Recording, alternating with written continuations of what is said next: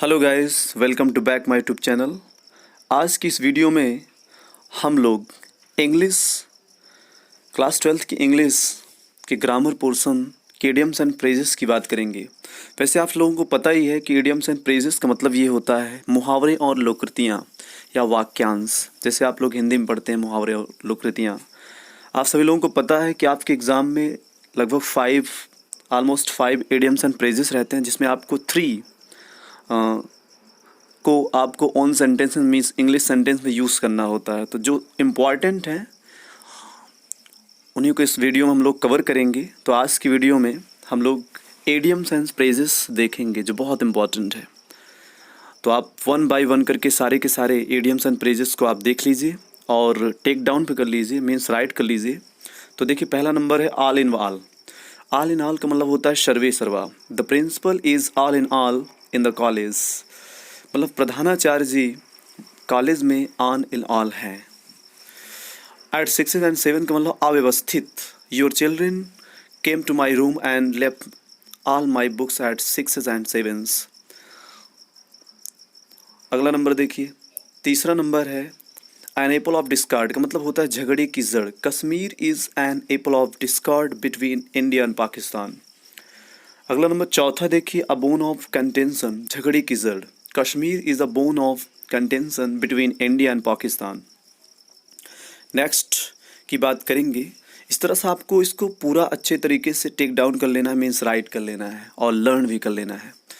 ये जो वीडियो है ये पार्ट 1 है, और भी प्रयास करेंगे हम जो इम्पोर्टेंट होगा उसको लिख पाने का। अगला नंबर देखिए 5, एट ड्रैगर्स ड्रॉन, घोर शत्रुता। Ravi and Shyam were at daggers drawn with each other. At an axe to grind, अपना स्वार्थ सिद्ध करना। People do not trust those who have an axe to grind. People do not trust those, लोग उन पर विश्वास नहीं करते। Who have an axe to grind, जो अपना स्वार्थ सिद्ध करते हैं, मतलब जो अपना स्वार्थ सिद्ध करते हैं। बहुत सारे लोग उन पर ट्रस्ट नहीं करते, मीन्स विश्वास नहीं करते। ऐसे सेंटेंस को आपको यूज़ करना होता है।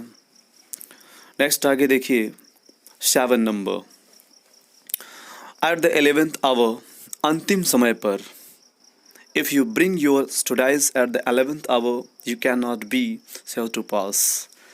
8वां देखिए, at a stone throw, pass, इसका मतलब पास होना। Your uncle lives at a stone's throw from my house. तो जो आपको 5 सेंटेंस दिए जाएंगे, 5 इडियम्स एंड फ्रेजेस, उसमें कम से कम 3 आपको आना चाहिए। और 3 जो इडियम्स एंड फ्रेजेस होगा उसको आपको अपने ओन इंग्लिश सेंटेंस बनाना होगा आपको, और ओन सेंटेंस में यूज़ करना होगा आपको। तो उसकी हिंदी पहले से आपको आनी चाहिए ना। तो ये इंपॉर्टेंट 40 हम लोग कवर करेंगे इसमें इडियम्स एंड फ्रेजेस। तो देखिए अब 9 नंबर में अ बेड ऑफ रोजेस, बहुत इंपॉर्टेंट एग्जाम के लिए। फूलों की says, life is not a bed of roses, जिंदगी फूलों की सेज नहीं है। अगला नंबर 10 है बैग एंड बैगेज, बिस्तर बोरिए के साथ। मतलब the English left India with bag and baggage in 1947। 1947 में अंग्रेज़ लोग भारत छोड़े, कैसे? अपने बोरिया बिस्तर के साथ भारत को छोड़ गए। नेक्स्ट 10 नंबर को आपको इसी तरह से कॉपी कर लेना है, मीन्स वीडियोस को पॉज करके आप इसको सब राइट कर सकते हो और बहुत अच्छे तरीके से तहे दिल से उसको ज़बरदस्त तरीके से याद करिए। अब देखते हैं हम लोग 11 नंबर। देखिए 11 नंबर, बीट अबाउट द बस, घुमा फिरा करके किसी बात पर आना। Come to the main point, do not beat about the bush. By hook और बाय कुक, उचित या अनुचित तरीके से। 12वां नंबर है बाय हुक और बाय क्रूक, उचित या अनुचित तरीके से। Ravi wants to get success in the examination by hook और बाय क्रूक। रवि एग्जाम में उचित या अनुचित तरीके से पास होना चाहता है। तो ऐसे ही आपको इनको यूज़ करना होता है। वहाँ पास जैसे बाई हुक और बाई क्रूक ऐसे सब लिखा रहेगा, और इसकी हिंदी आपको स्वयं आनी चाहिए और जिससे आप उसको अच्छे तरीके से यूज़ कर सको। तो अब हम लोग देखते हैं 13 नंबर। देखिए 13 नंबर में ब्रेक द आइस, मौन का वातावरण तोड़ना। When all were silent for a long time Ravi decided to break the ice by leaps and bounds. दिन दूनी रात चौगुनी, India is making progress by leaps and bounds.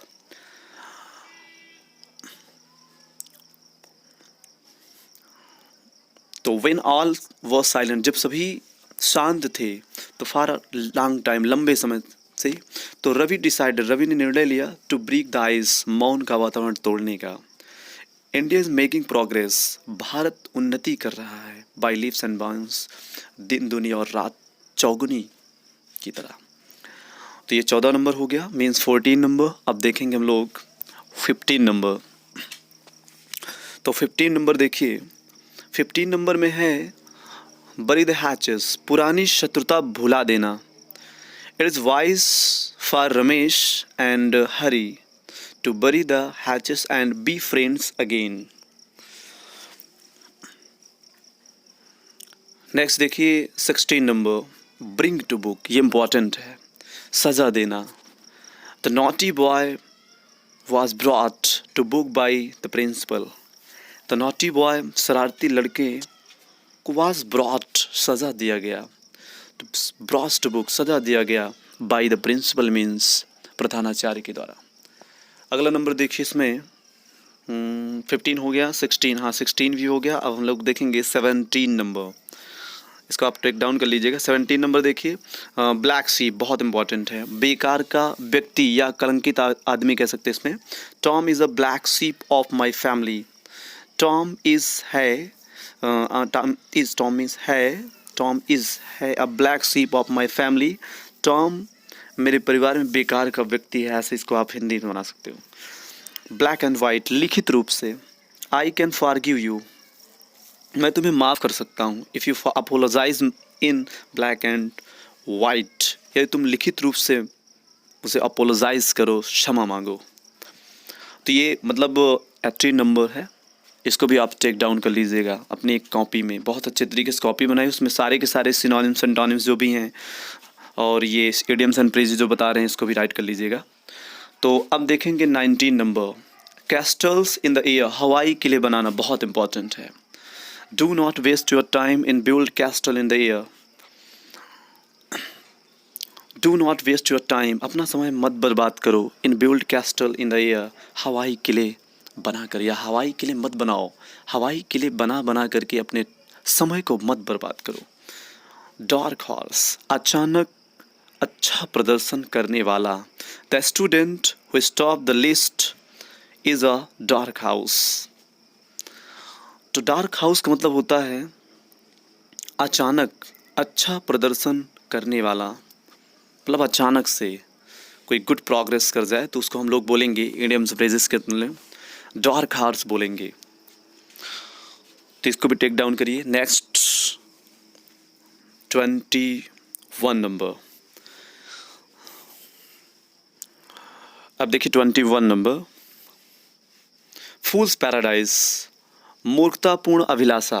The student who think that they can pass the examination without working hard live in a fool's paradise. The student, वो विद्यार्थी, who think, जो सोचते हैं, that कि they can pass the examination, वो exam को पास कर सकते हैं विदाउट, बिना वर्किंग हार्ड, बिना कठिन परिश्रम करे, तो लिव ऑन फूल्स पैराडाइज, तो मूर्खतापूर्ण अभिलाषा कर रहे हैं। मतलब फाइट साई ऑफ का मतलब होता है बचना।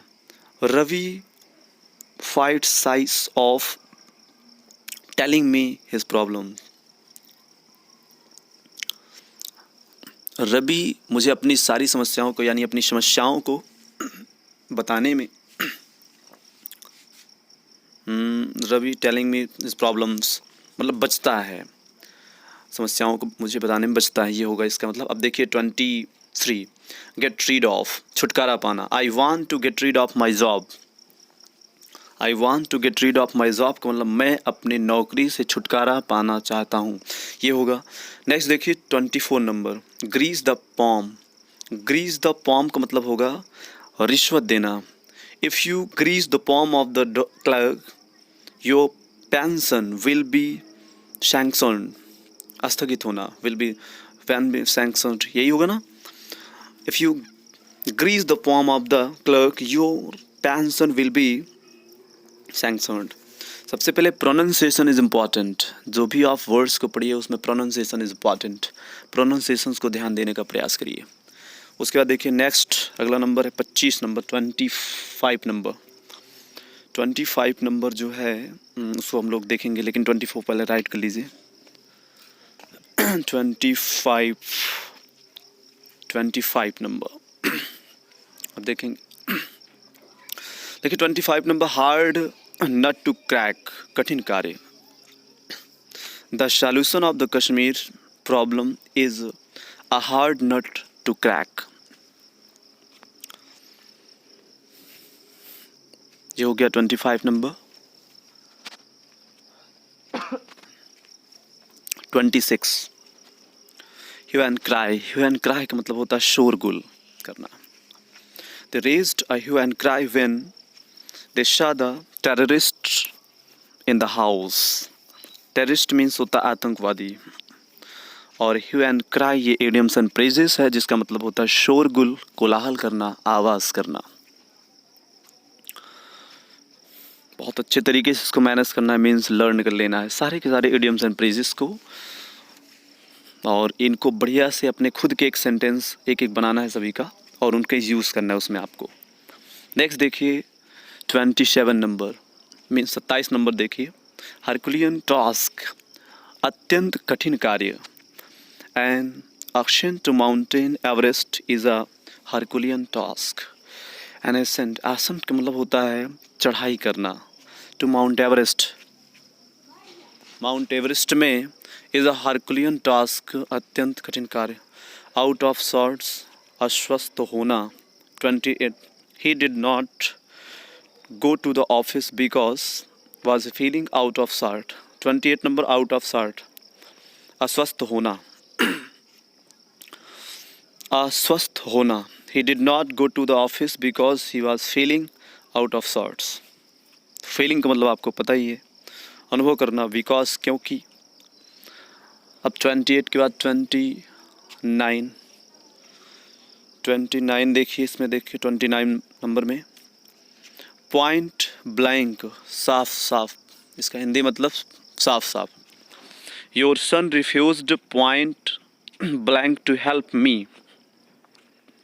Your son refused, your son, यो तुम्हारे बेटे ने रिफ्यूज्ड मीन्स मना कर दिया.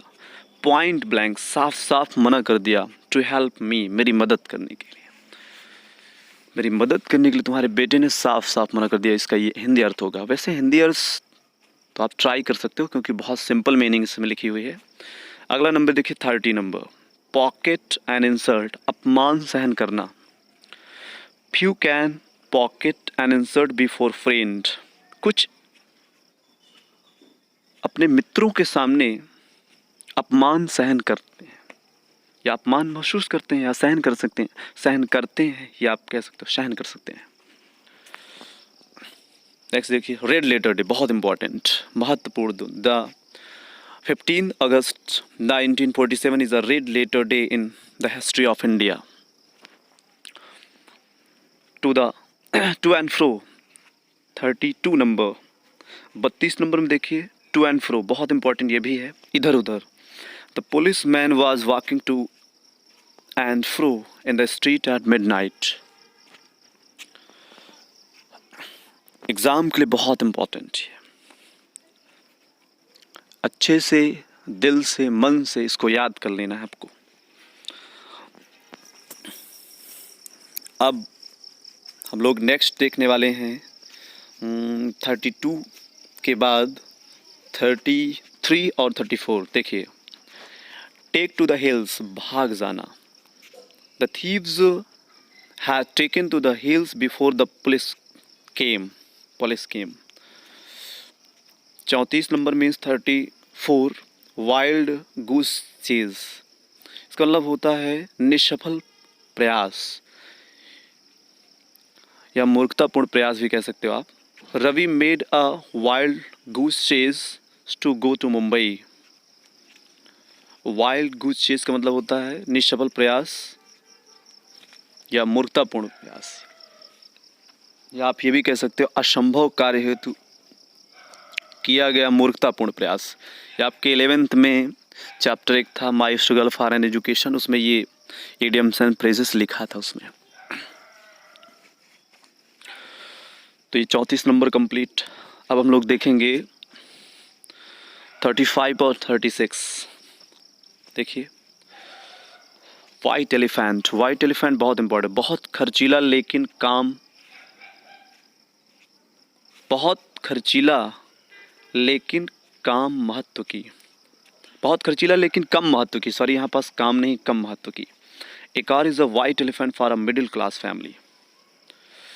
विन लॉरेल्स, सम्मान प्राप्त करना।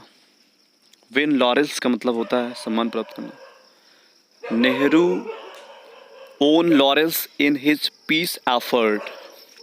Nehru won laurels in his peace effort.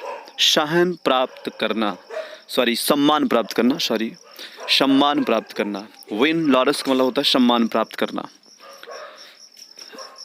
और ऊपर जो लिखा है उसमें आप देखिएगा बहुत खर्चीला लेकिन कम महत्व की वस्तु। अगला देखिए 37, 38। Square deal. स्क्वायर डील का मतलब होता है अच्छा व्यवहार। We can not hope for a square deal from a dishonest man. हम बेईमानों से या बेईमान व्यक्तियों से अच्छा व्यवहार की आशा नहीं कर सकते। 38 नंबर पॉकेट एंड इंसल्ट। अपमान सहन करना। No one can put such an insult. कोई भी या कोई अपमान महसूस नहीं कर सकता, कोई ऐसा अपमान महसूस नहीं कर सकता। नेक्स्ट देखिए, इसको भी राइट कर लीजिए पहले आप। अब इसके बाद लास्ट होगा ये 37 और 38 के बाद। इसको बहुत अच्छे तरीके से लिख लिख करके याद करेंगे तभी आप याद कर पाएंगे और काफ़ी इम्पॉर्टेंट है। नेक्स्ट अब लोग लास्ट देखिए, अब हम लोग देखेंगे लास्ट 39 और 40। अप्स एंड डाउन्स बहुत इंपॉर्टेंट, उतार चढ़ाव। अप एंड डाउन्स का मतलब होता है उतार चढ़ाव। ये इडियम्स एंड फ्रेजेस बहुत इंपॉर्टेंट है। I have seen many ups and down in my life. मैंने अपने जीवन में बहुत सारे उतार और चढ़ाव देखे हैं। थ्रू कोल्ड वाटर अपान। थ्रू कोल्ड वाटर अपान हतोत्साहित करना। The failure in the examination through cold water upon Ravi. The failure in the examination through cold water upon Ravi. बहुत इंपॉर्टेंट लास्ट वाला जो है ये थ्रो कोल्ड वाटर अपान, ये भी बहुत इंपॉर्टेंट, मतलब किसी को हतोत्साहित करना। किसी को हतोत्साहित का मतलब किसी को उत्साह को गिराना, कम करना। तो इस तरह से ये 40 इडियम्स एंड फ्रेजेस कंप्लीट हुए। हमें विश्वास है कि आप सभी प्रिय विद्यार्थी इसको बहुत अच्छे तरीके से राइट करेंगे, में टेक डाउन करेंगे और इसको तहे दिल से में ज़बरदस्त तरीके से लर्न करेंगे। तो बस आज की क्लास में इतना ही, मिलते हैं नेक्स्ट वीडियो में। Take care.